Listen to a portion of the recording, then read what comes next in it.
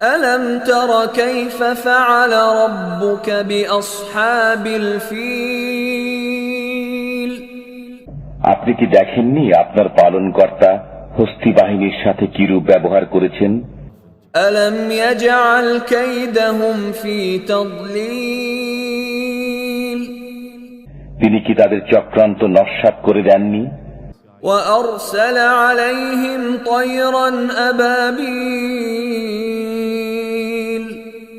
তিনি তাদের উপর প্রেরণ করেছেন ঝাঁকে ঝাঁকে পাখি, ترميهم بحجارة من سجيل যারা তাদের উপর পাথরের কঙ্কর নিক্ষেপ করেছিল। فجعلهم كعصف مأكول অতঃপর তিনি الحمد لله رب العالمين والعاقبة للمتقين والصلاة والسلام على نبينا وحبيبنا ومولانا محمد وعلى آله وأصحابه وأهل بيته أجمعين. أما بعد فقد قال الله سبحانه وتعالى في كلامه المجيد وفرقانه الحميد: فأعوذ بالله من الشيطان الرجيم. بسم الله الرحمن الرحيم.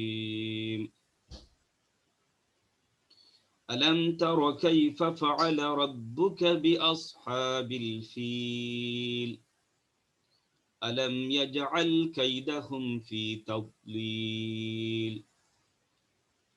وأرسل عليهم طيرا أبابيل ترميهم بحجارة من سجيل فجعلهم كعصف مأكول.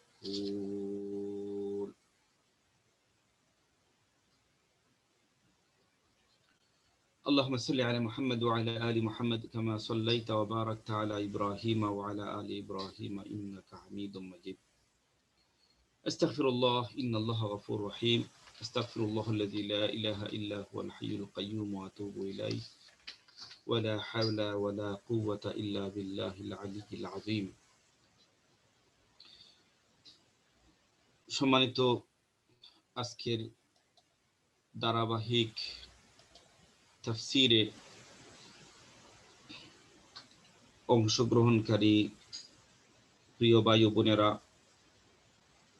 আসসালামু আলাইকুম ওয়া রাহমাতুল্লাহি তাআলা ওয়া বারাকাতুহু। শুকরিয়া জানাচ্ছি সেই মহান আল্লাহ সুবহানাহু ওয়া তাআলার শাহানশাহী দরবারে, যিনি অত্যন্ত মেহেরবানি করে প্রতি সপ্তাহের মতো আজকেও আমাদের সকলকে কুরআনুল কারীমের রীতিমতো আলোচনা শোনার জন্য কবুল আর মঞ্জুর করেছেন। এজন্য আমরা আল্লাহর দরবারে শুকরিয়া আদায় করে সকলে পড়ি আলহামদুলিল্লাহ। প্রিয় ভাই ও বোনেরা, সালাতুল এশার কারণে আমরা আজকে একটু দেরিতে তাফসীর শুরু করছি। প্রোগ্রামের শেষে ইনশাআল্লাহ আমরা জানিয়ে দিব নতুন টাইম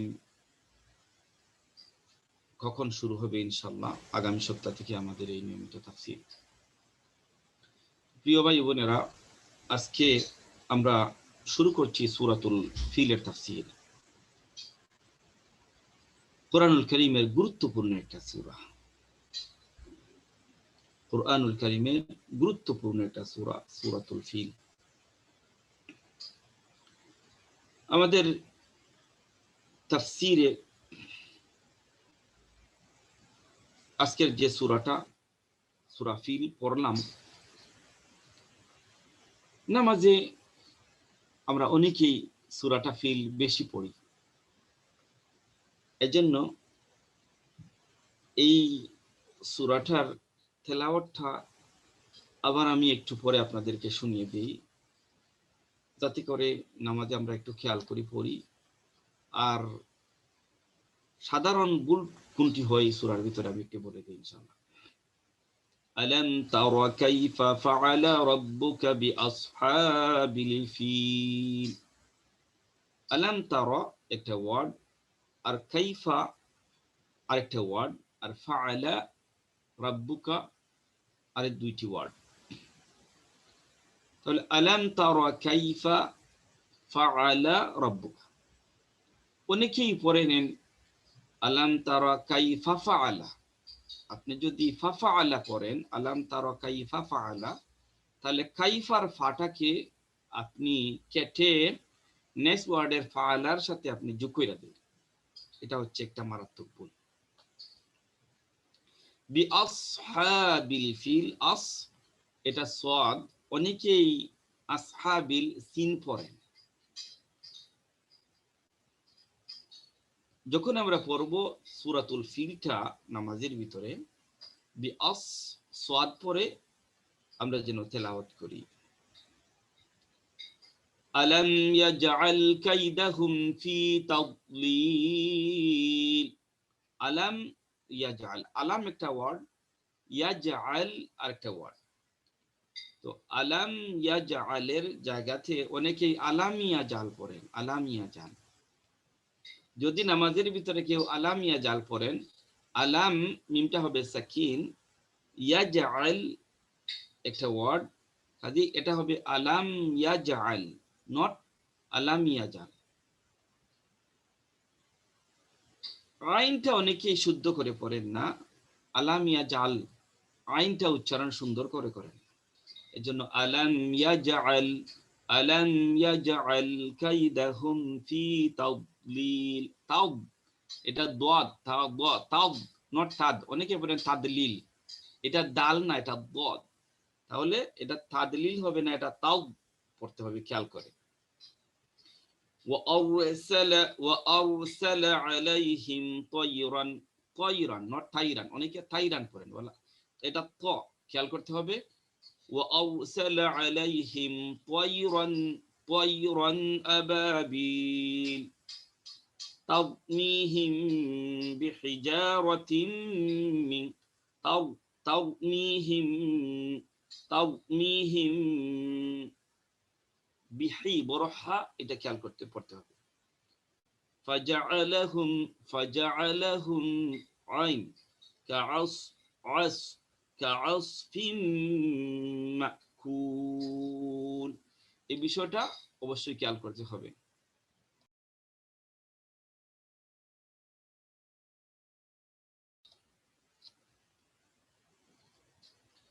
এটা গেল তিলাওয়াত। তো কুরআনুল কারীমের এটা হচ্ছে 105 নম্বর সূরা। এই সূরার ভিতরে আয়াত হচ্ছে 5টি, রুকু হচ্ছে 1টি। এই সূরার ভিতরে অক্ষর রয়েছে 98টি, অক্ষর রয়েছে 98। তো কুরআনুল কারীমের একটা হরফ যদি কেউ তিলাওয়াত করেন অথবা শুনেন, রাসূলুল্লাহ সাল্লাল্লাহু আলাইহি ওয়াসাল্লাম বলছেন ফালাহু আশরু আমসালিহা, তার জন্য রয়েছে 10টা সওয়াব। একটা হরফ যদি পড়েন কুরআনুল কারীমের অথবা শুনেন তিলাওয়াত, আল্লাহ রাব্বুল আলামিন দিবেন আপনাকে আমাকে 10টি সওয়াব। তাহলে এই সূরার ভিতরে যদি 98টা হরফ থাকে, 10 দিয়ে পূরণ করেন, তাহলে আমি সওয়াব পেয়ে গেলাম 980টি। একটা সূরার তেলাওয়াত, এই সূরাটার তেলাওয়াত করা, এই সূরাটার তেলাওয়াত শোনা, এর ভিতর দিয়া সওয়াব আমাদের আমল নামায় আইসা গেছে 980টি। আলহামদুলিল্লাহ, আলহামদুলিল্লাহ। তো প্রতি অক্ষর প্রতি 10টি, এটা ম্যাক্সিমাম না, এটা একেবারে মিনিমাম আল্লাহ রাব্বুল আলামিন 10টি দিবেন। বাট কত বেশি যে দিবেন এইটা মাওলা রাব্বুনা জাল্লা জালালুহু ভালো জানেন, এটা আল্লাহ তাআলাই ভালো জানেন কত বেশি দিবেন। বাট মিনিমাম সংখ্যা হচ্ছে 10। আল্লাহু আকবার।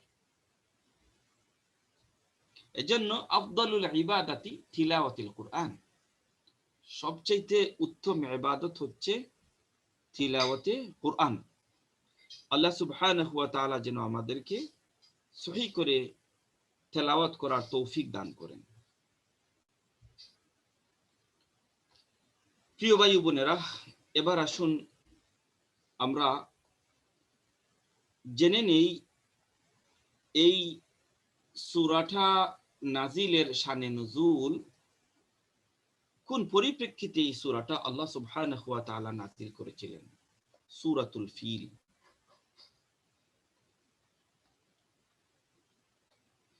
পৃথিবীতে যত মানুষ আল্লাহর নিদর্শন বিনষ্ট করার চেষ্টা করেছে, আল্লাহর নবীদেরকে, আল্লাহর মাহবুব বান্দাবান্দীদেরকে ধ্বংস করার চেষ্টা করেছে, আল্লাহর নিদর্শনগুলাকে ধ্বংস করার পূর্বেই আল্লাহ সুবহানাহু ওয়া তাআলা আল্লাহর দ্বীনের, আল্লাহর নিদর্শনের, আল্লাহর কুদরতের শত্রুদেরকে আল্লাহ তাআলা আগে ধ্বংস করেছে। আল্লাহ তাআলা আগে ধ্বংস করেছে। ইব্রাহিম আলাইহিস সালাতু ওয়াস সালামকে আল্লাহ পাক যখন পৃথিবীতে পাঠালেন,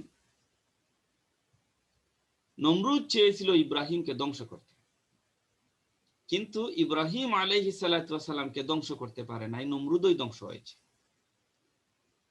মূসাকে মাওলা যখন এই পৃথিবীতে পাঠালেন, তখন হযরত মূসা আলাইহিস সালাতু ওয়াস সালামকে ধ্বংস করতে চেয়েছিল ফেরাউন। তো মূসা আলাইহিস সালাতু ওয়াস সালামকে ধ্বংস করার আগে ফেরাউনকে আল্লাহ তাআলা ধ্বংস করেছেন।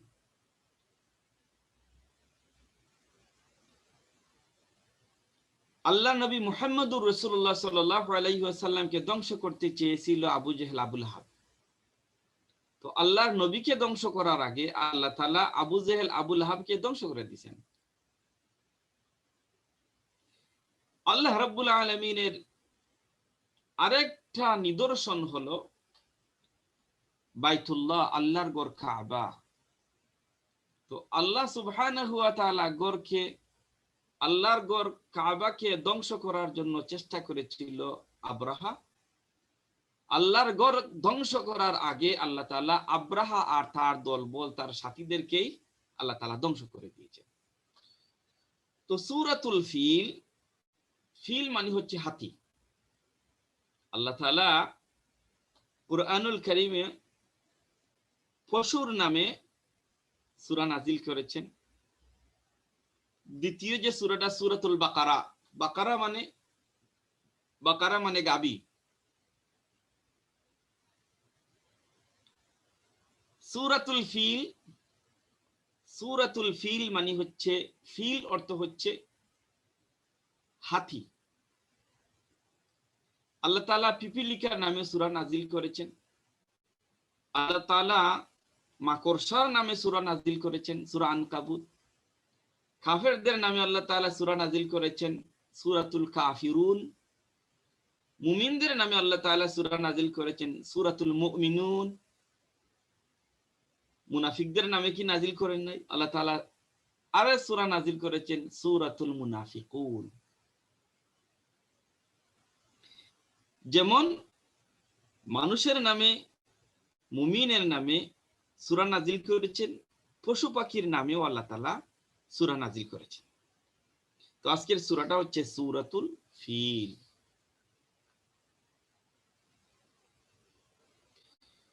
আপনারা অনেকেই জানেন যে রাসূলুল্লাহ সাল্লাল্লাহু আলাইহি ওয়াসাল্লাম যে বছর জন্মগ্রহণ করেন, ওই বছরই কেউ বলেছেন আল্লাহ রাসূলের জাস্ট 50 ডেজ পূর্বে অথবা 55 ডেজ পূর্বে এই ঘটনাটা সংঘটিত হয়েছিল। 570 অথবা 571 খ্রিস্টাব্দে আল্লাহর ঘর বাইতুল্লাহ ধ্বংসের জন্য আব্রাহা চেষ্টা করেছিল। কখন চেষ্টা করেছিল? ইয়ামন আরবের একটা দেশ, ইয়ামেন। তো ইয়ামেনের একজন শাসক ছিলেন, ইয়ামেনের শাসক ছিলেন একজন ইহুদি। ইহুদি শাসক, তিনি ইয়ামেনকে শাসন করতেন। ইহুদি শাসক যখন ইয়ামেনকে শাসন করতেন, তখন খ্রিস্টান যারা ছিল, খ্রিস্টানদেরকে ভালো চোখে দেখতেন না, এবং কি খ্রিস্টানদেরকে খুব নির্যাতন করতেন। সংখ্যাগরিষ্ঠ ছিলেন ইহুদি ইয়ামেনের। তো ইয়ামেনের ইহুদি বাদশাহ যারা খ্রিস্টান ছিল, তাদেরকে অনেক নির্যাতন করত। তো ইয়ামেনের সংখ্যা লঘিষ্ঠ খ্রিস্টানদের অত্যাচারের কথা, নির্যাতনের কথাটা পৌঁছল হাবশার বাদশাহ নাজ্জাশির কাছে। তো হাবশার বাদশাহ নাজ্জাশি ছিলেন একজন শক্তিশালী খ্রিস্টান শাসক। ইয়ামেনটা পড়ছে আরবে, আর তৎকালীন হাবশাটা আফ্রিকার ইথিওপিয়া, বর্তমান ইথিওপিয়া ছিল হাবশা। ইয়ামেনের খ্রিস্টানদের নির্যাতনের কথা যখন হাবশার বাদশাহ নাজ্জাশির কাছে পৌঁছল, তখন হাবশার বাদশাহ নাজ্জাশি একজাক সেনাবাহিনী পাঠাইলেন ইয়ামেনের বাদশার সাথে যুদ্ধ করার জন্য। হাবশার বাদশাহ নাজ্জাশি সেনাপতি হিসাবে যাকে নিয়োগ দিয়েছিলেন, তিনি ছিলেন আব্রাহা।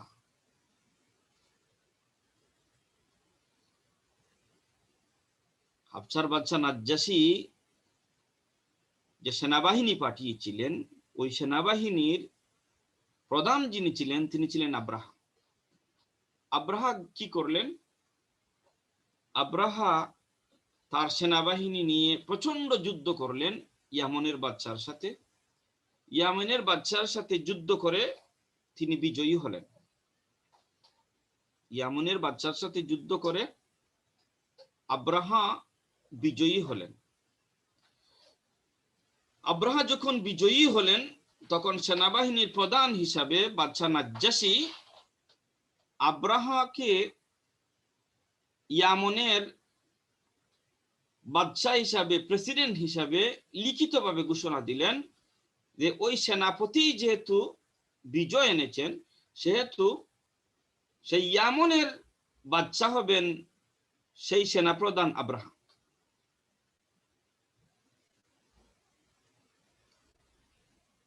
আব্রাহা যখন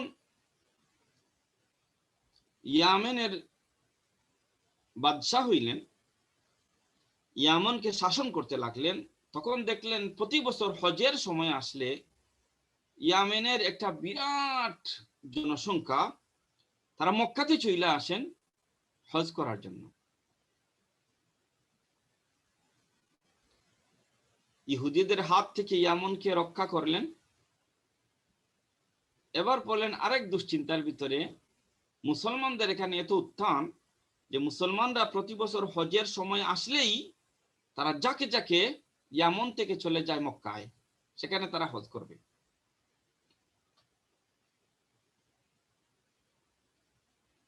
কুরাইশদের একটা বিশাল অংশ তৎকালীন সময়ে ইয়ামেনে তারা বসবাস করত। এবার বাদশাহ আব্রাহা সে চিন্তা করলো, না, আমি যদি এই ইয়ামেনের সানাতে বিশাল করে একটা গির্জা তৈরি করি, তাহলে মানুষ আর বাইতুল্লাহর দিকে যাবে না, মক্কার দিকে মানুষ রওনা হবে না। মানুষেরা আমার ইয়েমেনে থেকে এই গির্জায় তারা হজ শুরু করা দিবে। এবার সুন্দর করে, খুব মজবুত করে, খুব উঁচু করে বাদশা আব্রাহা সেই ইয়ামনের সানাতে একটা গির্জা তৈরি করলো, খুব সুন্দর করে, অতি আকর্ষণীয় এবং সেই সময়কার আধুনিক এবং ব্যয়বহুল একটা গির্জা বানালো। গির্জা বানানোর পরে সে লেটার দিল হাবশার বাদশা নাজ্জাশির কাছে, যে বাদশা, আপনার জন্য আমি ইয়েমেনের সানাতে সুন্দর করে একটা গির্জা বানিয়েছি। এত উঁচু গির্জা যে উপরের দিকে যদি তাকানো হইতো তাহলে মাথার টুপিটা পইরা যেত, এত উঁচু গির্জা বানিয়েছিল। যার কারণে তারা এই গির্জাটার নাম দিয়েছিল খালিশ। গির্জাটার নাম দিয়েছিল তারা খালিশ। যখন তারা এই গির্জাটা তৈরি করলো, তাদের নিয়ত ছিল ইয়ামনের মানুষকে মক্কা যাওয়া থেকে, বাইতুল্লাহ যাওয়া থেকে তারা ফিরাইবে। তখন ইয়ামনের দুইটা গোত্র, আদনানিয়া ও খাইতানিয়া, এই দুইটা বড় গোত্র ছিল। ওরা কিন্তু খুব বেজার হইল, দেখো আব্রাহা এখানকার বাচ্চা হয়ে কি শুরু করেছে, সে চক্রান্ত শুরু করে দিছে, আমরা যাতে আর মক্কাতে না যাই। অর্থাৎ ইয়ামনের বড় দুইটা গোত্র বাচ্চা আব্রাহার এই গির্জা নির্মাণকে ভালো চোখে দেখল না। এমনকি একজন ব্যক্তি যে হিংসায় এক রাত্রে সেই গির্জার ভিতরে ঢুইকা সে একেবারে পসরা পায়খানা করে এই গির্জাটারে একেবারে ডার্টি করে দিছে। বেচারা সহ্য করতে পারতেছে না, কি করবে? প্রতিবাদ করলে তো বাচ্চা আব্রাহার কাছে হেনস্থ হবে, তার প্রাণ যাইতে পারে। এখন কোন এক অন্ধকার রাত্রে গির্জার ভিতরে ঢুইকা পসরা পায়খানা করে একেবারে নোংরা করে দিল, ডার্টি করে দিল এই গির্জাটাকে। প্রহরীরা যখন সকালবেলায় দেখলো তাদের পবিত্র গির্জাটা পসরা পায়খানা করে দিয়ে একেবারে অপবিত্র করে দিছে, গোয়েন্দার সংস্থার লোক যারা ছিল তারা খবর দিল বাচ্চাকে, বাচ্চা, আপনার এই সুন্দর করে এই পবিত্র গির্জাটাকে একজন লোক রাত্রে আইসা পসরা পায়খানা করে দিয়ে একেবারে নষ্ট করে দিয়েছে। বাচ্চা শুনেন, এই কাজটা কুরাইশ ছাড়া আর কেউ করবে না। কারণ কুরাইশরা মেনে নিতে পারে না যে তাদেরকে মক্কা যাওয়া থেকে তাদেরকে আপনি বিরত রাখবেন, আর মক্কার বাইতুল্লাহর অল্টারনেটিভ করে আপনি এখানে একটা গির্জা বানাইবেন। কাফেররা এটা কোনো অবস্থাতে মেনে নিতে পারে নাই। কাজেই এই দুর্ঘটনাটা যারা ঘটাইছে কুরাইশ ছাড়া আর কেউ নাই, কুরাইশ ছাড়া আর কেউ না। এবার বাদশা একেবারে তেলে বেগুনে জ্বলে উঠল। আব্রাহা সেই সময় কসম করলো, সেই সময় সে কসম করে প্রতিশোধ নেওয়ার জন্য সে একেবারে তৈরি হলো আর বলল, আমি মক্কার বিরুদ্ধে অভিযান চালাবো, বাইতুল্লাহর প্রত্যেকটা ইট আমি খুলে খুলে ধ্বংস করব। বাইতুল্লাহ প্রিয়রাই, বাইতুল্লাহ মুখীরাই আমার এই গির্জাটাকে অপবিত্র করেছে। কাজেই আমার গির্জাকে যেহেতু তারা অপবিত্র করেছে, সেহেতু বাইতুল্লাহকেও আমি একেবারে ধ্বংস করে যাব। অন্য কোন কোন বর্ণনায় আছে যে কুরাইশদের কিছু যুবক তারা বাইতুল্লাহ আগুন ধরিয়ে দিয়েছিল, তারা এই গির্জাতে আগুন ধরিয়ে দিয়েছিল এবং গির্জাটা একেবারে জ্বলে পুড়ে ছাই হয়ে গিয়েছিল। এবার ইয়ামানের বাদশাহ আব্রাহার ডান হাত তথা তারই প্রভু ছিল হাবশার বাদশাহ নাজ্জাশী। হাবশার বাদশাহ নাজ্জাশী ছিল বড় একটা হাতি। এই হাতির নাম ছিল মাহমুদ। হাতির নাম ছিল মাহমুদ। এভাবে বাদশাহ নাজ্জাশী মক্কা বিজয়কে সফল করার জন্য তারই দূষর ইয়ামানের বাদশাহ আব্রাহাকে এই হাতিটা দিল, বড় হাতিটা, যে হাতিটা কেউ কোনোদিন চোখে দেখে নাই। অর্থাৎ যে হাতিটাকে ইয়ামানের মানুষ কোনোদিন দেখে নাই, এত বড় হাতি। নাজ্জাশী মনে করলো আমার যদি এই হাতিটা দেই তাহলে হয়তো যুদ্ধে সহজে বিজয় হবে।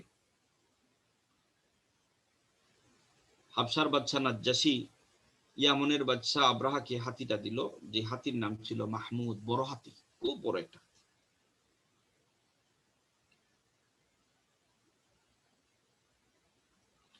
এবার বাদশাহ আব্রাহা বড় হাতি মাহমুদ সহ আরো 8 থেকে 12টি হাতি সে নিল।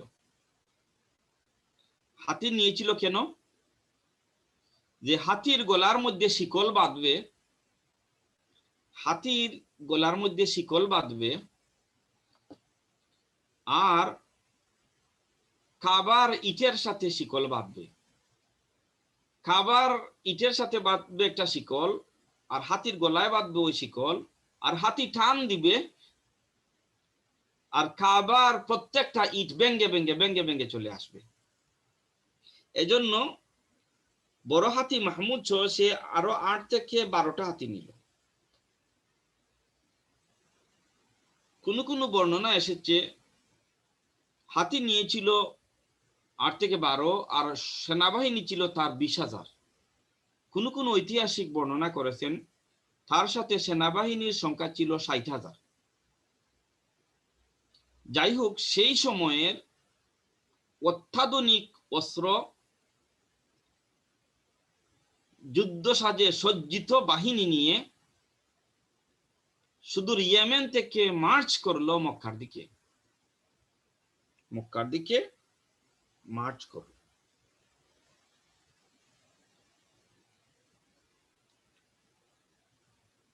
সেই সময়ের পরাশক্তিরা আসতেছে আব্রাহা এবং তার হাতি, তার বাহিনী নিয়ে বাইতুল্লাহ একেবারে ধ্বংস করে দিবে।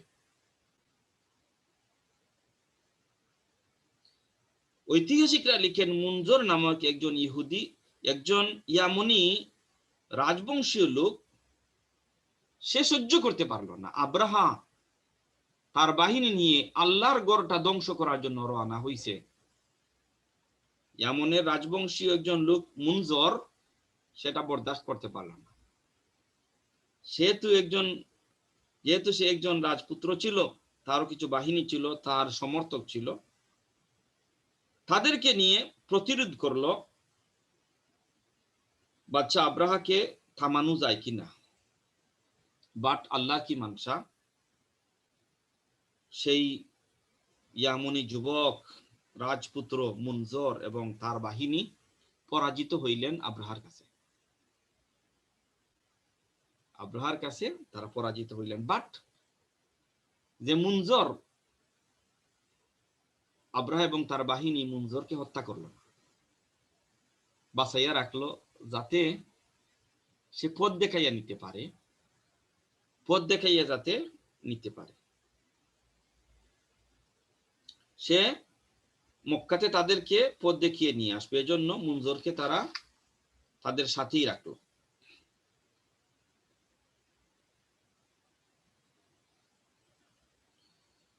এভাবে তায়েফ থেকে তারা খুব যুদ্ধ সাজ্জে সজ্জিত হয়ে খুব রাগে গুসায় মক্কার দিকে রওনা হচ্ছে, ধীরে ধীরে অগ্রসর হচ্ছে, ধীরে ধীরে অগ্রসর হচ্ছে মক্কার দিকে।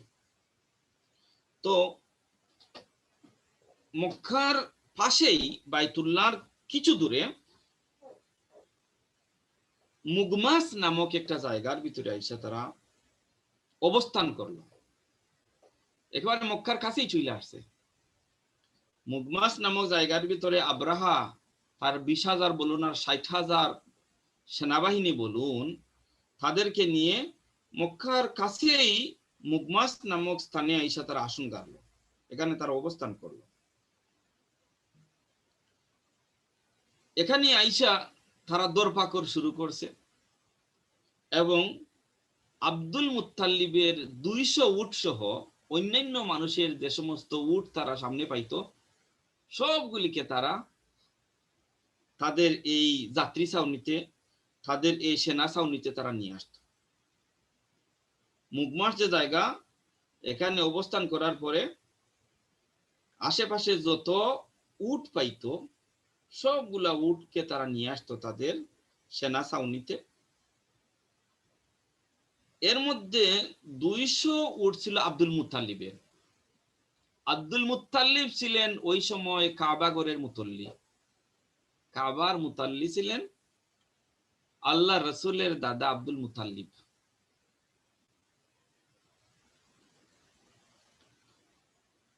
এই উটগুলার ভিতরে আব্দুল মুতাল্লিবের ছিল 200 উট।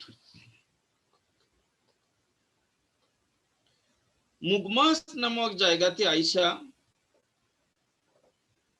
আব্রাহা তার একজন দূত পাঠাইলো কাবাতে, মক্কাতুল মুকাররমাতে। সেই দূতের নাম ছিল হানাতা হুমাইরি। হানাতা হুমাইরি কে জন্য পাঠালো, যে ও হানাতা হুমাইরি তুমি যাও মক্কায়, গিয়া মক্কার লিডারকে তাকে বের করে নিয়ে আসো, তাকে এই নিউজ দাও যে ইয়ামন থেকে বাদশা আব্রাহা আর তার বাহিনী কাবাকে একেবারে মাটির সাথে মিশিয়ে দিতে আসছে। তুমি মক্কার লোকদের কাছ থেকে এই সংবাদটা তাদের কাছে পৌঁছিয়ে দাও যে আমরা আসি নাই তাদের সাথে যুদ্ধ করতে, মক্কার মানুষের সাথে আমাদের কোনো শত্রুতা নাই, তাদের সাথে আমরা যুদ্ধ করতে আসি নাই, আমরা এসেছি একটা মাত্র উদ্দেশ্যে, আমরা বাইতুল্লাহ আমরা একেবারে ধ্বংস করে দেব, মাটির সাথে আমরা মিশিয়ে দিব, এই পরিকল্পনা নিয়ে এসেছি আমরা। বাট ও হানাইতা তুমি মক্কার মানুষদেরকে জানিয়ে দাও যদি তারা প্রতিরোধ করতে চায় তাহলে আমরা তাদের সাথে যুদ্ধ করব, আর তারা যদি প্রতিরোধ না করে আমরা তাদের সাথে কোনো যুদ্ধ করব না, জাস্ট বাইতুল্লাহটাকে আমরা ধ্বংস করে আবার ইয়ামনে চলে যাব।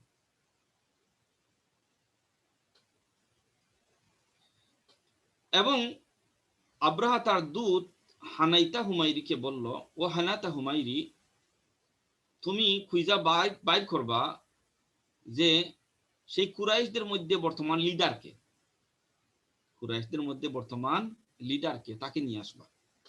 তো হানাইতা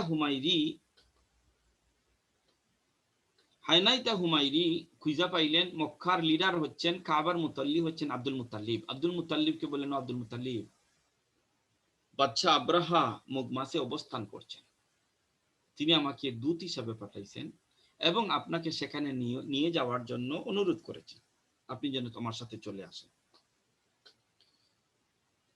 আব্রাহার দূত হানাইতা হুমাইরির সাথে আব্দুল মুত্তালিব সেই সেনা ছাউনিতে গেলেন যেখানে তারা অবস্থান করছিল। তিনি যখন সেনা ছাউনিতে গিয়ে পৌঁছলেন তখন বাদশাহ আব্রাহা আব্দুল মুত্তালিবের দিকে তাকালো, তাকানোর পরে দেখলো না, চেহারায় সুরতে সুন্দরে শরীরের গঠন গাঠনে আব্দুল মুত্তালিব একজন লিডারের মতন, আব্দুল মুত্তালিব একজন লিডারের মতন। বাদশাহ এবার মন খুলে রেসপেক্ট করলো আব্দুল মুত্তালিবকে, মন খুলে রেসপেক্ট করলো। তার আসন থেকে সে উঠে গেছে, সে ওয়েলকাম জানাচ্ছে তার দরবারে, তার সেনা ছাউনিতে গেছেন মক্কার লিডার বাইতুল্লাহর মুতাল্লি আব্দুল মুত্তালিব। ওয়েলকাম জানালো। এবার আব্রাহার সাথে আব্দুল মুত্তালিবের মত বিনিময় হচ্ছে, কথোপকথন হচ্ছে। বাচ্চা আব্রাহা বলল, আব্দুল মুত্তালিব, আমরা আসি নাই তোমাদের সাথে কোনো যুদ্ধ করতে, আমরা এসেছি বাইতুল্লাহকে মাটির সাথে মিশিয়ে দিতে, ধ্বংস করতে এসেছি বাইতুল্লাহকে, এটাই আমাদের আসার উদ্দেশ্য। বাট ও আব্দুল মুত্তালিব, এতে তোমার অপিনিয়ন কি? তুমি যদি চাও আমাদের সাথে যুদ্ধ করতে, আমরা তোমাদের সাথে যুদ্ধ করব, আর তোমরা যদি আমাদের সাথে যুদ্ধ করো না, আমরা তোমার কোনো ক্ষতি করব না, আমরা জাস্ট আমাদের কাজটা সেরে চলে যাব। এবার আব্দুল মুত্তালিব কি উত্তর দিলেন?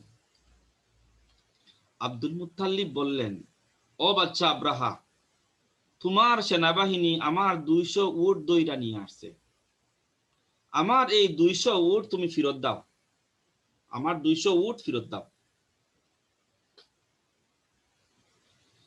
বাচ্চা আব্রাহা আব্দুল মুত্তালিবের কথা শুইনা সে আরো মন খারাপ করছে। দেখো, আমরা আসছি তার ধর্মীয় জায়গা এটা ধ্বংস করে দিতে, ধর্মীয় জায়গা ধ্বংস করে দিতে আসছি। সে এই ব্যাপারে কোনো কথা বলতেছে না, সে তার উট নিয়ে সে চিন্তিত। তখন আব্দুল মুত্তালিব বললেন, শুনো, আমি হচ্ছে আমার উটের মালিক, উটের মালিক হচ্ছে আমি, আমার উট নিয়ে এসেছে তোমার সেনাবাহিনী, আমার উট ফেরত দাও। আমি কিন্তু তুমি যে বাইতুল্লাহকে ধ্বংস করতে এসেছো, এই বাইতুল্লাহর মালিক আমি না।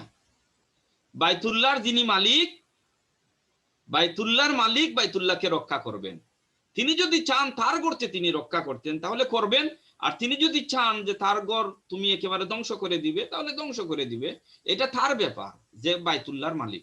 আমি হচ্ছি উটের মালিক, আমি আমার উট নিয়ে চিন্তিত, আর যিনি বাইতুল্লাহর মালিক তিনি বাইতুল্লাহ নিয়ে চিন্তিত। কাজেই তোমার সাথে আমার যুদ্ধ করার কোনো ইচ্ছাও নাই, আর তুমি একটা পরাশক্তি, তোমার সাথে যুদ্ধ করার শক্তিও আমার নাই। না আছে আমার ইচ্ছা তোমার সাথে যুদ্ধ করার, আর না আছে আমার শক্তি তোমার সাথে মোকাবেলা করব। কাজে এইটা নিয়ে আমি মাথা কামাচ্ছি, আমার উটগুলা ফেরত দাও।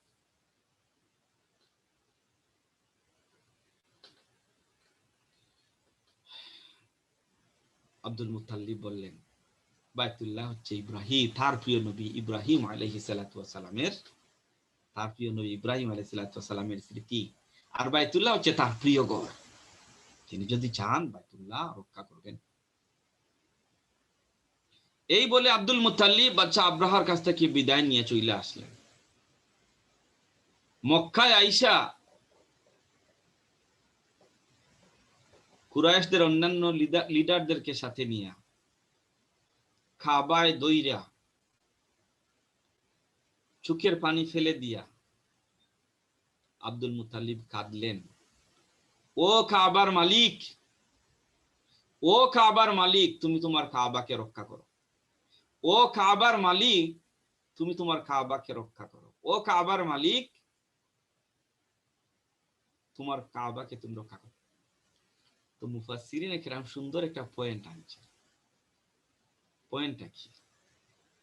এই কুরাইশরা, এই মক্কার পৌত্তলিকরা যারা কাবা করে দইরা কাবার মালিকের কাছে ভিক্ষা চাইলো কাবাকে রক্ষার জন্য, ওই কুরাইশরা কাবার ভিতরে 360টা মূর্তি রাখছিল।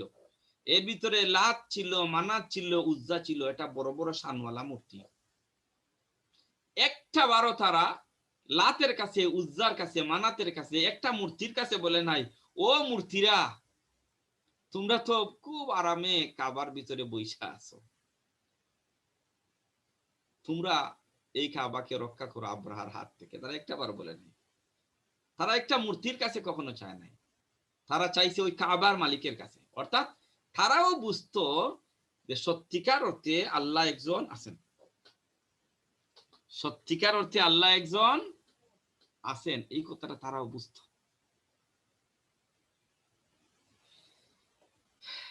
ঘটনা ঘটলো কি? এবার আসুন সূরার তাফসিরে। ঘটনা ঘটলো কি সূরার তাফসিরে আসা।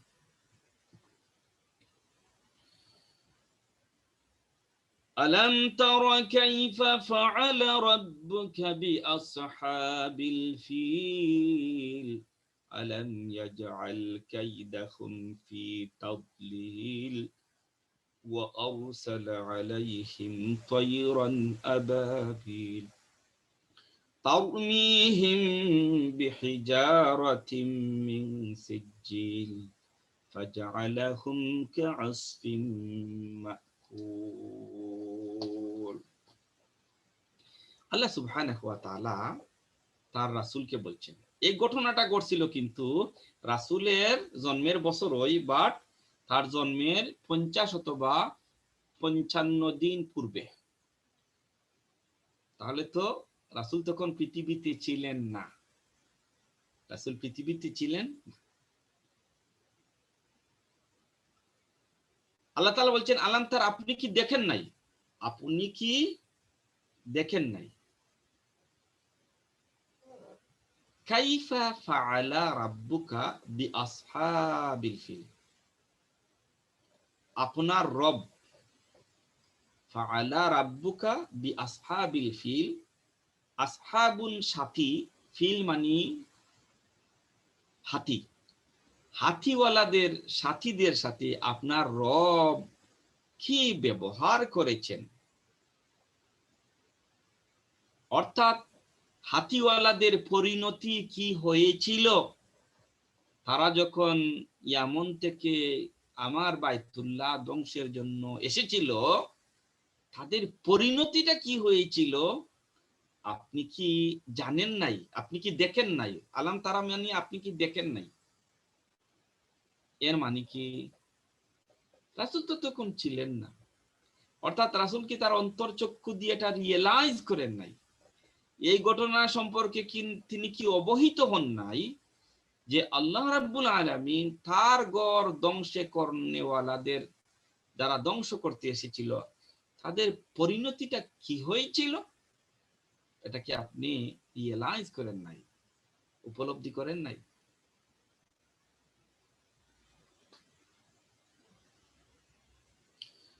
আলাম ইয়াজআল কাইদাহুম ফি তাদলিল, আলাম ইয়াজআল কাইদাহুম ফি তাদলিল, তিনি কি তাদের চক্রান্ত ধ্বংস করে দেন নাই, ব্যর্থ করে দেন নাই?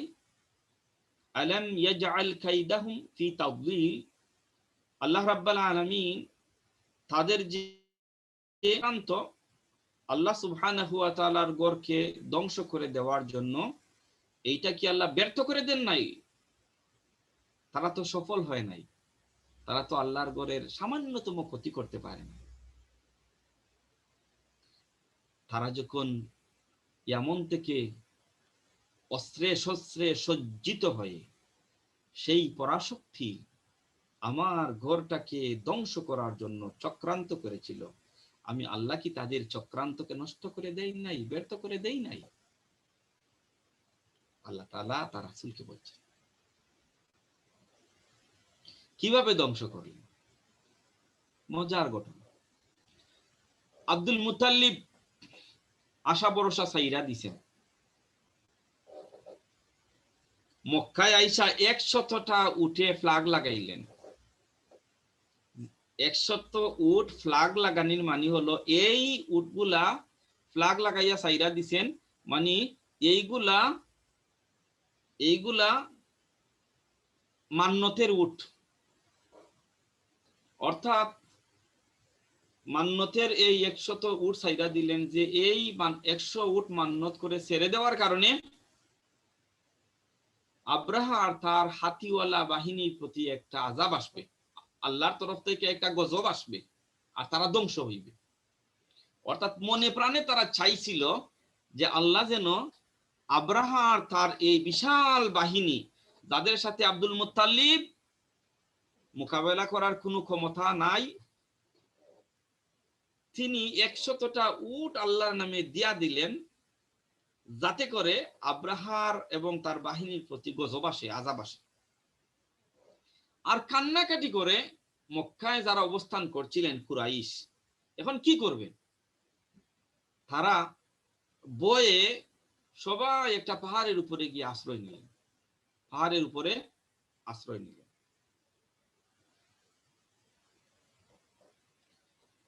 এবার আব্রাহা সে হাতির উপরে উঠলো, উঠার পরে রাগে গুসায় সে মক্কার দিকে রওনা হলো। মক্কার দিকে মুগমাস থেকে, কাবা থেকে একটু দূরে মুগমাসে অবস্থান করছিল, সেখান থেকে সকালবেলা হাতির উপরে উঠলো। আর বড় হাতিটা ছিল মাহমুদ, বড় হাতির উপরে আবার ওইটা মক্কার দিকে যাওয়ার জন্য বারবার চেষ্টা করছিল, কিন্তু বড় যে হাতিটা মাহমুদ, এই বড় হাতিটা বসা ছিল, বসা থেকে আর উঠে না, বসা থেকে আর হাতিটা উঠে না। বারবার মক্কার দিকে নেওয়ার জন্য পুশ করতেছে, আর হাতি উঠ, যা মক্কার দিকে, কিন্তু হাতিটা আর মক্কার দিকে যায় না, উঠেই না। এবার হাতিটাকে যখন আবার ইয়ামনের দিকে নিয়ে যাওয়ার জন্য চেষ্টা করা হয়, হাতি ফাল দিয়ে ইয়ামনের দিকে যাইতে চায়, কিন্তু বাইতুল্লাহর দিকে যাইতে চায় না। শত চেষ্টা তারা করলো বাইতুল্লাহর দিকে নিয়ে যাওয়ার জন্য, এরপরেও তারা যাইতে চায় না, হাতিটা উঠে না, হাতিটা যায় না।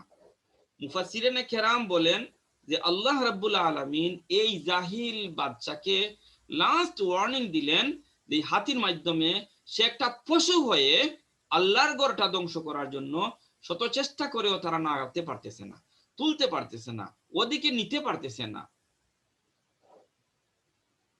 এর দ্বারা আল্লাহ সংকেত দিলেন যে আব্রাহা, তুমি আর অগ্রসর হইও না, যদি তুমি আর অগ্রসর হও তাহলে তোমার পরিণতি হবে অত্যন্ত ভয়াবহ। আল্লাহর এই মখলুক হাতিটা বুঝলো, কিন্তু সেই পাপিষ্ঠ আব্রাহা বুঝলো না। সে অন্যান্য হাতিদেরকে নিয়ে, বাহিনীদেরকে নিয়ে মার্চ করা শুরু করলো, নৌ আমরা যাব, গিয়ে কাবাটাকে একেবারে ধ্বংস করে দিব, মাটির সাথে মিশিয়ে দিব। এবার আল্লাহ সুবহানাহু ওয়া তাআলা করছেনটা কি? وَأَرْسَلَ عَلَيْهِمْ طَيْرًا أَبَابِيلَ تَرْمِيهِمْ بِحِجَارَةٍ مِّن سِجِّيلٍ فَجَعَلَهُمْ كَعَصْفٍ مَأْكُولٍ। আল্লাহ রাব্বুল আলামিন, আল্লাহ সুবহানাহু ওয়া তাআলা وَأَرْسَلَ عَلَيْهِمْ পাঠাইলেন তাদের প্রতি তায়রান আবাবিল। আল্লাহ তাআলা আবাবিল পাখি পাঠালেন। وَأَرْسَلَ عَلَيْهِمْ طَيْرًا আবাবিল, যাকে যাকে যাকে যাকে আল্লাহ সুবহানাহু ওয়া তাআলা কি পাঠালেন? আবাবিল পাখি পাঠালেন। তারা কি নিয়ে আসলো? কোথা থেকে আসলো? বলা হয়েছে লোহিত সাগর থেকে এক যাকে যাকে ছোট ছোট পাখি, ছোট্ট ছোট্ট পাখি। মক্কার মানুষ জীবনে কোনোদিন আরবের মানুষ ওই পাখি তাদের চোখে আর দেখে নাই। আল্লাহ রাব্বুল আলামিন লোহিত সাগর দিক থেকে যাকে যাকে ছোট ছোট পাখি পাঠাইলেন। আর পাখিদের দু পায়ের ছিল দুটি করে পাথর, আর মুখে ছিল একটি করে পাথর। একেবারে আইসা একেবারে দানার মতন, সরিষা ছোট ছোট ছোট ছোট একেবারে পাথর, বড় পাথরও না। এই পাথরগুলা ছাড়া হলো।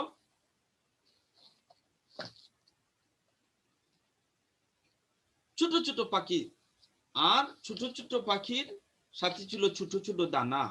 এই দানা যখন বলা হয়েছে, এইটা পাথরকুচি ছিল ছাগলের বিষ্ঠার আকারে, অর্থাৎ ছাগলের যে বিষ্ঠা, অথবা এগুলা ছিল মটর দানার অনুরূপ, মটর দানার অনুরূপ ছোট ছোট পাথর। এই ছোট ছোট পাথরগুলা পাখি যখন ছাড়লো, এবং মুফাসসিরিনে কেরাম লিখেছেন কার উপরে কোন পাখি পাথর ছাড়বে আল্লাহ সুবহানাহু ওয়া তাআলা নির্দিষ্ট করে দিয়েছেন যে ওই পাখিটা ওই সৈনিকের উপর, ওই পাখিটা ওই সৈনিকের উপর, ওই পাখিটা ওই সৈনিকের উপরে আইসা পাথর নিক্ষেপ করবে। হাতি পাথর, মুফাসসিরিনে কেরাম বলেছেন যে মাহমুদ হাতি, বড় হাতিটা বৈশা পড়ছিল, উঠে নাই, আল্লাহ রাব্বুল আলামিন ওই হাতিটাকে সেভ করেছেন, বাঁচিয়েছেন। আর যেগুলা যাওয়ার জন্য অগ্রসর হয়েছিল, আল্লাহ সুবহানাহু ওয়া তাআলা সবগুলাকে একেবারে ধ্বংস করে দিয়েছেন। আব্রাহা সে কোনো অবস্থাতেই জানে পালিয়ে আবার রিটার্ন হয়েছিল ইয়েমনে, বাট সেখানে যাওয়ার পরে একবারে শুকনো হয়ে সে সেখানে গিয়ে মারা গেছে। আল্লাহ বলছেন তারমিহিম বিহিজারাতিম মিন সিজিল ফাজআলাহুম কাআসফিম মাকুল। অতঃপর তিনি তাদেরকে বক্ষিত তৃণ সদৃশ করে দিলেন, একেবারে একেবারে মাটির সাথে তাদেরকে গাছের পাতালতার যেভাবে একেবারে মিশা যায় মাটির সাথে, ঠিক সেইভাবে আল্লাহ সুবহানাহু ওয়া তাআলা তাদেরকে মাটির সাথে মিশিয়ে দিলেন। তো প্রিয় ভাই ও বোনেরা, সূরাতুল ফিল এটা প্রমাণ করে আল্লাহ সুবহানাহু ওয়া তাআলার কোন নিদর্শন দুনিয়ার মানুষ ধ্বংস করার ক্ষমতা রাখে না। দুনিয়ার কোনো মানুষ ধ্বংস করার ক্ষমতা রাখে না। সেটা আল্লাহর ঘর, সেটা বাইতুল্লাহ। বাইতুল্লাহকে ধ্বংস করার মতন দুনিয়ার কোনো শক্তি নেই। আল্লাহ সুবহানাহু ওয়া তাআলার কিছু নিদর্শনকে আল্লাহ তাআলা তার কুদরত দিয়ে হেফাজতে রাখবেন। আর আল্লাহর কুদরতের ভিতরে, আল্লাহর নিদর্শনগুলোর ভিতরে অন্যতম একটা নিদর্শন হচ্ছে বাইতুল্লাহ, হাজরে আসওয়াদ, মাকামে ইব্রাহিম। আমি গত সপ্তাহে আলোচনা করেছিলাম, যারা এখন পর্যন্ত আল্লাহর সেই কুদরতগুলা, আল্লাহর সেই নিদর্শনগুলা, শাআইরিল্লাহ এখন পর্যন্ত দেখেন নাই, ইনশাআল্লাহ পরিবেশ পরিস্থিতি ভালো হয়ে গেলে, উইদাউট এনি ডিলে, আল্লাহ সুবহানাহু ওয়া তাআলার সেই নিদর্শনগুলা আমাদেরকে দেখে আসতে হবে।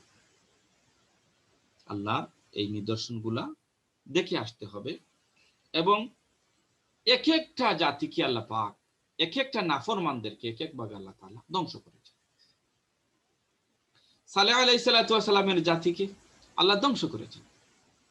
মুসা আলাইহিস সালাতু ওয়াস সালামের সময় আল্লাহ তাআলা ফেরাউন আর তার বাহিনীদেরকে ধ্বংস করেছিলেন সমুদ্রের ভিতরে ডুবিয়ে। আর আব্রাহা এবং তার বাহিনীকে আল্লাহ সুবহানাহু ওয়া তাআলা ছোট ছোট ছোট ছোট পাখির ছোট ছোট পাথর এগুলা দিয়ে আল্লাহ তাআলা ধ্বংস করে আল্লাহ পাকের ক্ষমতার, আল্লাহর কুদরতের, আল্লাহর শক্তির প্রমাণ আল্লাহ সুবহানাহু ওয়া তাআলা দিলেন। মাঝে মধ্যে দেখবেন মশা ডেঙ্গু হয়ে আসে, আবার কখনো দেখবেন ফরিং আল্লাহর বাহিনী হয়ে আসে। আল্লাহ তাআলা মুসা আলাইহিস সালামের সময় ফরিং ছেড়ে এই সময়কার মানুষগুলির ফসলাদিকে বিনষ্ট করে তাদেরকে কষ্ট দিয়েছিলেন। উকুন দিয়ে, উকুনও ছিল আল্লাহর একটা বাহিনী। ব্যাং দিয়ে আল্লাহ সুবহানাহু ওয়া তাআলা শায়েস্তা করেছেন মুসা আলাইহিস সালামের সময়কার লোকদেরকে। তাহলে যেমন ব্যাং আল্লাহর একটা বাহিনী, উকুনও আল্লাহর একটা বাহিনী, ফরিংও আল্লাহর একটা বাহিনী, আবাবিল পাখিও আল্লাহর একটা বাহিনী। ওয়ামা ইয়ালামু জুনুদা রাব্বিকা ইল্লা হু। আল্লাহ সুবহানাহু ওয়া তাআলা বলেছেন, তোমরা আল্লাহর সাথে নাফরমানি করে তোমাদের যাওয়ার আর কোথাও জায়গা নাই। বিকজ ওয়ামা ইয়ালামু জুনুদা রাব্বিকা, আল্লাহ তাআলা তার রাসূলকে বলছেন যে আপনার রবের বাহিনী কত ধরনের, কত নমুনার, কত প্রকৃতির, এটা তোমার রব ছাড়া কেউ জানে না। ইন্না বাতশা রাব্বিকা লাশাদীদ, তোমার রবের ধরাটা বড় কঠিন। নাফরমানি করে চলতেছো, চলবা, জুলুম করতেছো, জুলুম করবা, শক্তি আছে, শক্তির অহংকার দেখাবা, কিছুটাই আল্লাহর শক্তির কাছে মোকাবেলা করতে পারবে না। কাজেই প্রিয় ভাই ও বোনেরা, আসুন আমরা আল্লাহ সুবহানাহু ওয়া তাআলার শরণাপন্ন হই, আল্লাহর কুদরত গুলা নিয়ে আমরা চিন্তা করি, আল্লাহর সৃষ্টিগুলা নিয়ে আমরা গবেষণা করি। তাফাক্কারু ফি খালকিল্লাহ, আল্লাহর সৃষ্টি নিয়ে যদি তুমি চিন্তা করো, তুমি খুঁজে পাবা সেই স্রষ্টাকে, যে স্রষ্টা এগুলাকে সৃষ্টি করেছে। কোরআনুল কারীম আল্লাহর ইতিহাস দিয়ে ভরপুর করে রেখেছে। এগুলার চর্চার ভিতরে, জানার ভিতরে আল্লাহর শক্তির কথা আমরা খুঁজে পাই। আল্লাহ সুবহানাহু ওয়া তাআলা যেন কোরআনের ইলম দ্বারা আমাদেরকে মালামাল করেন। কোরআনকে যেন আল্লাহ পাক সহিভাবে পড়ার তৌফিক দান করেন। এই কোরআনটাকে যেন আমরা বুঝতে পারি, আল্লাহ যেন আমাদেরকে তৌফিক দান করেন। এই আল কোরআনের বন্ধু যেন হতে পারি, কোরআনের বান্ধবী যেন হতে পারি, আল্লাহ যেন আমাদেরকে এই তৌফিক দান করেন। প্রিয় ভাই ও বোনেরা, সালাতুল এশা আগামী সপ্তাহ থেকে 8 o'clock বিভিন্ন মসজিদে এবং আমাদের মসজিদেও শুরু হবে। 8টার সময় সালাতুল এশা, এশার জামাত। কাজেই মসজিদের মুসল্লিরা তাফসিরে যোগদান করেন। তাফসিরের জন্য তো জামাত তরক করা যাবে না, নামাজ পড়ে, এশার নামাজটা পড়েই আমরা তাফসির শুরু করব। এই আগামী সপ্তাহ থেকে 8টায় যেহেতু জামাত হবে, এশার জামাত, সেহেতু আমরা 8:30টায় এশার নামাজটা পড়ার পরে 8:30টায় তাফসির শুরু করব। কাজে 8টার তাফসিরটা আগামী সপ্তাহ থেকে 8:30টায় হবে। 8টার তাফসিরটা আগামী সপ্তাহ থেকে 8:30টায় হবে ইনশাআল্লাহ। এজন্য আমরা আপনাদেরকে অনুরোধ করছি, প্লিজ আগামী সপ্তাহ থেকে আপনারা জয়েন করবেন আমাদের সাথে 8:30টায়। যে সমস্ত ভাই বোনেরা আজকে যোগদান করতে পারেন নাই, তাদেরকেও আপনারা পারলে একটু জানিয়ে দিবেন আগামী সপ্তাহে যেন ওনারা 8:30টা জয়েন করেন আমাদের সাথে। আল্লাহ পাক আমাদের আশা যাওয়া অবসাকে কবুল আর মঞ্জুর করুন। এই কোরআনের তাফসীর শোনাকে যেন আল্লাহ পাক আমাদের আখিরাতে নাজাতের উসিলা হিসেবে কবুল আর মঞ্জুর করুন। যদি কোনো ভাই বোনের কোনো প্রশ্ন থাকে তাফসীর সংক্রান্ত, তাহলে আপনারা করতে পারবেন আনমিউট করে ইনশাআল্লাহ।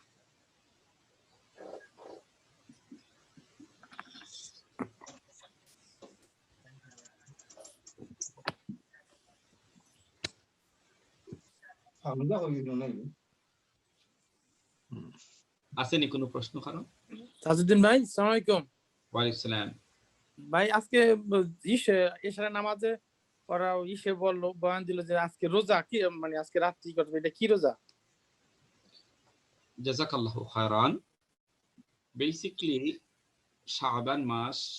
শাবান মাসে আল্লাহ নবী সাল্লাল্লাহু আলাইহি ওয়াসাল্লাম এত বেশি রোজা রাখতেন যে রমজান মাসের পরে এত বেশি রোজা আর কোন মাসে রাখতেন না। শাবান মুকাদ্দিমাতু রমাদান, শাবান মাসটা রমজানের মাসের ভূমিকা। এজন্য আমরা এই মাসে বেশি বেশি করে রোজা রাখি। 2 নম্বরে হলো প্রতি সোম আর বৃহস্পতি আল্লাহ রাসূল সাল্লাল্লাহু আলাইহি ওয়াসাল্লাম রোজা রাখতেন। কাজে আগামী করলো সোমবার আর তো শাবান মাস, এই নফল রোজাটা যেন আমরা রাখার চেষ্টা করি ইনশাআল্লাহ। এটা রাসূলের সুন্নত রোজার ভিতরে একটা রোজা, সোমবারে রোজা রাখা আর বৃহস্পতিবারে রোজা রাখা। হয়তো বলা হয়েছে এই সুন্নতি রোজাটা। ঠিক আছে, ধন্যবাদ ভাই, ধন্যবাদ, জাযাকাল্লাহ খায়ের। বারাকাল্লাহ। আর কারো কোন প্রশ্ন আছে?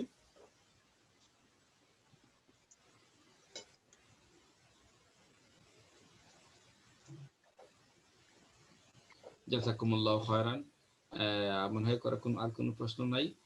সুবহানাকাল্লাহুম্মা ওয়া বিহামদিকা নাশহাদু আল্লা ইলাহা ইল্লা আনতা নাস্তাগফিরুকা ওয়া নাতুবু ইলাইক। আসসালামু আলাইকুম ওয়া রাহমাতুল্লাহি তাআলা ওয়া বারাকাতুহু। আসসালামু আলাইকুম। ওয়া আলাইকুম আসসালাম।